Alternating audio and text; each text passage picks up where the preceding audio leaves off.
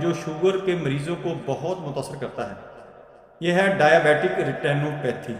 یہ بیماری کیا ہے، اس کی علامات، وجوہات، علاج اور بچاؤ کے طریقے، سب کچھ آج کی ویڈیو میں تفصیل سے سمجھیں گے۔ ویڈیو کو آخر تک دیکھیں اور معلومات حاصل کریں۔ ڈائیابیٹک ریٹینوپیتھی ہے کیا؟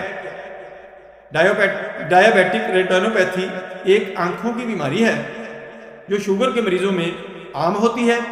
اس میں آنکھ کے پردے ریٹینا کو خون کی نالیوں کو نقصان پہنچتا ہے، جس کی وجہ سے نظر دھندلی ہو سکتی ہے یا مکمل طور پر ختم بھی ہو سکتی ہے۔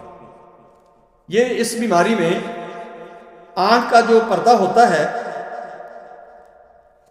اس کا ریٹینا اور خون کی نالیوں کو نقصان پہنچتا ہے،